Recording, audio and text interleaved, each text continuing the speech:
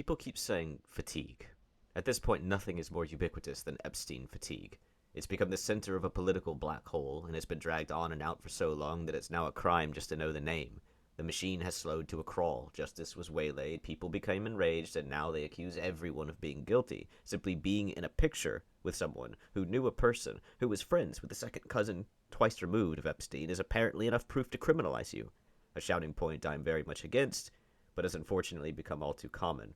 Oh, you listen to blank singer? You like blank movie? You follow someone who follows someone who follows blank influencer on social media? Well, that makes you all the trigger words. I hate it. I hate people pointing fingers instead of demanding answers, not even arguing, but asking accusations. It's like impotent rage made manifest. We still don't have answers. Imagine if we never get them. Then what? People accuse everyone else forever? And yet, that is the most likely scenario. Powerful people abuse their power. This is nothing new. It's just that more people have power now than ever before, and a lot of powerful people are involved. This was about Trump, but now people are losing focus and targeting everyone, and at this rate, any unburned truth really will be buried in the rubble. This is mostly because, are you aware that it's incredibly dangerous to save a drowning person? In their selfish, desperate panic, they're likely to drown you as you attempt to save them. It's sort of like that. Trump was accused and well-connected. He grabbed everyone's ankles in order to stay afloat. He dragged this debacle out, and now anyone who's had any remote connection to Epstein is proclaimed guilty without proof. Trying to take down everyone just means justice will get nothing more than a scapegoat. The global elite don't even need to do this themselves. The civilians are happy to do it for them, with Democrats claiming all Republicans guilty. They spread the blame thinly across hundreds of millions, thereby confusing and confounding everything. I'm sure there are some who would defend him, or them in general, but resolving this truthfully is an omnipartisan issue, which I have seen many people, even slightly to the right, show an interest in exposing. Only the people who would be railroaded by it or benefit from a contrarian viewpoint are trying to derail it. But think about it. Epstein, whoever, whatever he was extremely well connected. That means a lot of people will be on that list, and countless civilians are claiming that merely being in a photograph with him, even in a public place, makes you guilty of a crime. So, even if you are actually innocent, just being on that list will make you a social criminal and ruin your life. Like being accused of SA by someone whom you didn't actually SA. It actually is a bipartisan fear for the global elites to be mentioned in the same breath. If Epstein made up a lie or mentioned them in some innocuous email or diary entry, they'd be screwed. Hell, the US could forge things and ruin anyone they wanted, couldn't they? Anyone who doesn't have an airtight alibi might suddenly find their name in the list. My belief is that they are and will continue to drag this out long enough to cover up enough evidence and set up enough fall guys, and everyone will move on in the fervor of a new election, most likely. But honestly, we're talking about people who can start thermonuclear wars, and I'm betting more than a few would do it to keep their name untarnished. We already have Clinton outcrying that they're using him as a scapegoat, despite him seemingly being protected to some degree. That's a former president, mind you, of the United States of America, claiming that they're a scapegoat. Given the apparent depth of Clinton's attachment to Epstein, it would be comical if it wasn't so twisted. It's almost mythical. This list is like a goddamn death note at this point. Were there to be any truth on the matter, it likely won't come from the list, but a witness.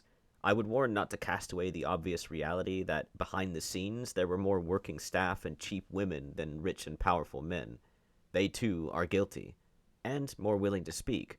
Every time I hear his name, it's accompanied with trafficking victims and Epstein survivors.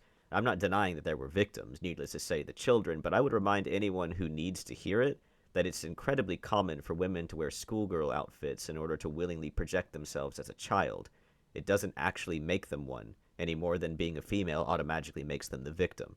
It's easy to ignore that while playing the hero and attacking some powerful men whom you are already predisposed to hating, but women trading both their body and their silence to live in the lap of luxury, ecstasy, and debauchery is exceedingly common, and they must have had at least an inkling of what was happening, don't you think? Just like those on the list running from the spotlight by playing dumb, you will have those playing victim as well. You could split hairs with a tier list if you want, but it doesn't change what they did, and it doesn't change the fact that throughout history, the powerful have commonly ruined themselves by bragging secrets to prostitutes. These people are the best bet for finding any true justice, as no government is going to implicate itself and those who fund it. I suppose that's besides my point. How did we get here, and what's the end point? It's not all Trump's fault. It's not all Biden's fault either, despite what Trump would likely say on the matter.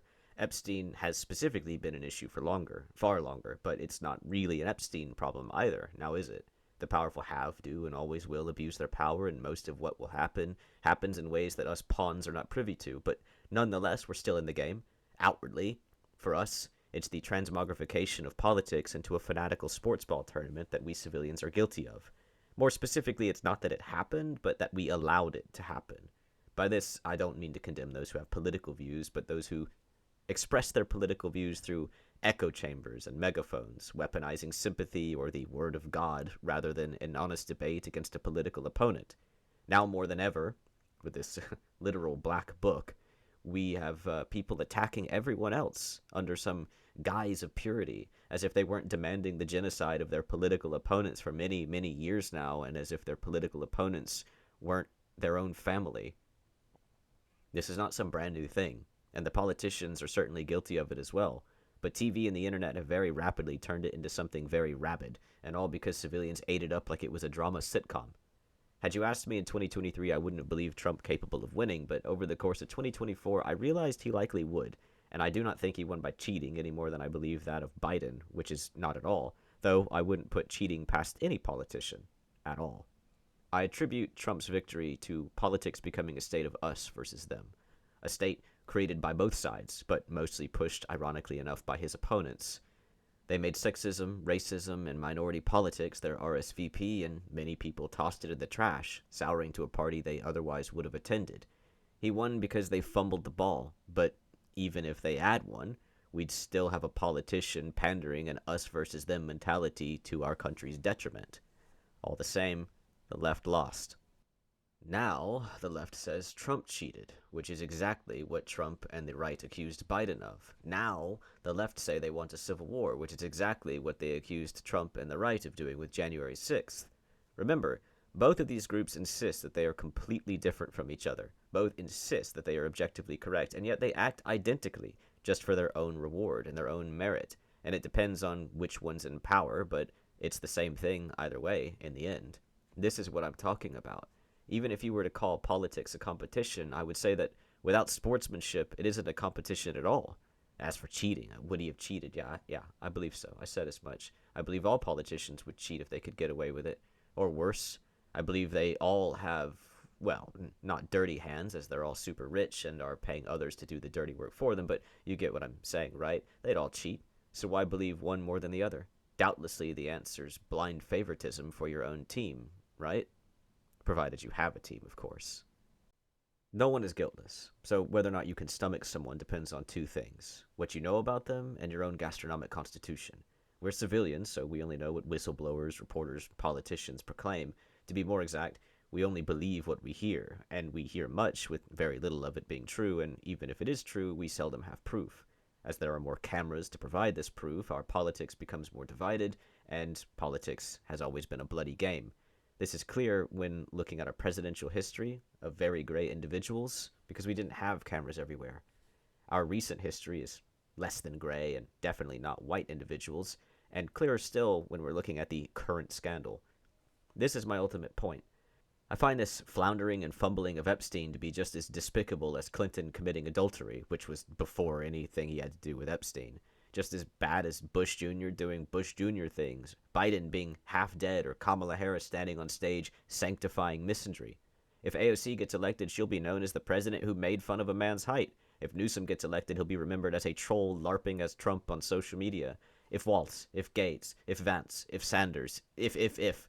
Presidential drama is indistinguishable from streamer drama these days, from high school drama. It's bringing America itself down. I'm sick of presidents being trash acts, and I'm sick of people cheering for it. Cheating on your spouse? Oil wars? Claiming a crown despite your cognition and mortality being deeply questionable. Kamala would have been known for sexism, but instead we got Trump's Easter basket full of chocolate-covered hand grenades to deal with. And those are just the ones from my adulthood whom I have a problem with. I know that being a president doesn't make you flawless, and it means that you're under the whole world's spotlight, but all this reverberates throughout the country quite clearly. I know this stuff happens everywhere, but remember, my point is how we intentionally televise our Jerry Spring. I mean, fuck me. We made Jerry Springer, and now our presidents are basically Jerry Springer. Isn't that evidence enough of how we air our dirty laundry out to the world? Like it's a joke. And it may as well be. We should be embarrassed to brag about who we voted for, despite our history. We should be embarrassed about who we're going to vote for, knowing the likely outcome. We're here because civilians eat all this crap up and say it's delicious. It's like Marvel slop or Star Wars slop. The degrade has happened because people just keep saying, yummy, more please. I like drama as much as the next person, but our elections are more like watching a train hit a jam-packed school bus. I made a YouTube channel out of disgust for the lazy acceptance of misinformation. People who can't even look at what they're crying over. People raving about how they want a civil war in a Reddit thread where the title lies that ICE has kidnapped a child from a school, and in this alleged school you see the words immigration court literally written on the wall. Everyone has unironically become South Park characters. Redditors cannot read literal writing on the walls. Facebook users believe insane AI videos, which are probably posted by Trump's own team. And yes, they are sort of funny in an extremely surreal, okay, please let me wake up now sort of way. And Trump's team is unsurprisingly effective at it. But it's also embarrassing for a president of the United States of America to be doing that. Every moment spent on the internet, it feels like staring into the sun with a migraine. I'm tired of it. Well, the fallout of this is obvious, I think. That's what people should be worried about. People are already asking for it, as we have no laws that prevent geriatrics with a foot in the grave from being our president, despite a high chance of them dying or becoming demented. The natural result is older people with power and connections seek to plant that title on their headstone. Of course they would. And the citizens are sick of being led by a shambling corpse from a different era. Of course they are. Which means that we're now going to get an untested child as the president. One with no experience, wisdom, or connections, no guile, just completely naive, one who will likely become a puppet of the corpocracy due to their inability to navigate the maze. Look at the divides the USA already has. Ageism, racism, sexism. All anyone cares about is optics. I know people who have voted for every potential president based on whether or not they've owned a business because, quote, running a business is just like running the country. No, owning a pizza restaurant is not like running the... How can you even say that? But many people think it. Frankly speaking, these kinds of people shouldn't even be allowed to vote, but that will never change, and it will be exploited by the candidates to great effect. They'll say whatever they can to get optics, whether it's religion, whether it's running a pizza restaurant, whether it's skin color or gender identity for that matter. Like, they're going to exploit everything. And guess what? People are asking for it. Their heads are poking out of the water, mouths open, waiting for it. It's only a matter of time before we get someone who's young enough to not have a shadow following them and who also has the correct optics to make it into office, who's naive, gullible, and easily controlled, and then we're going to have some real puppet master stuff going on, and things are going to get real corpo freaky nasty, which I'd rather avoid. Many people may not truly understand and appreciate quite how exploitative companies used to be before regulatory laws were in place. I mean, Amazon workers are acted like these brutal torture victims these days, but comparatively, they live like emperors compared to breaker boys and coal mines, compared to the radium girls. I mean, you don't even want to look that up. Or the myriad other horrors spawning from corporate greed and civilian naivety, or civilian desperation in many cases, just not having a choice.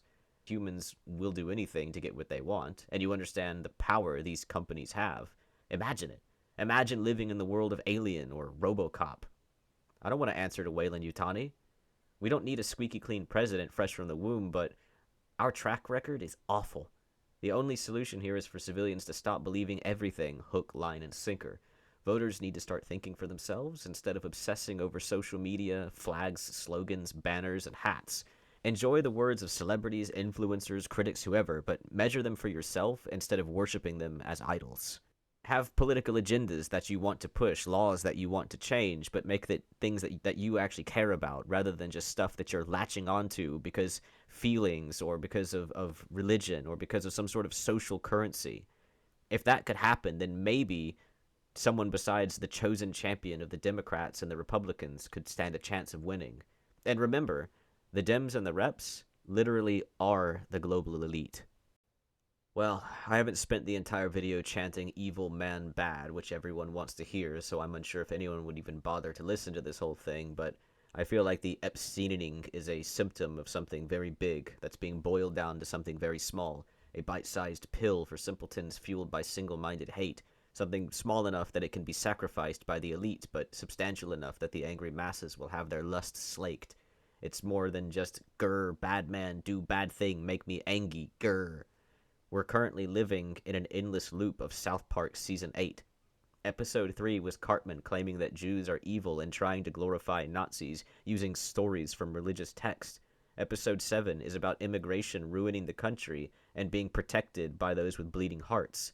Episode 8 is about how voting incenses people to violence, despite voting being pointless. Episode 9 is about consumerism and megacorps destroying the country while they're paying minimum wage. Episode 12 is about how slutty influencer women brainwash girls to be just like them, and episode 11 is about algorithm farming and controlling the media. This was in 2004. We're doomed.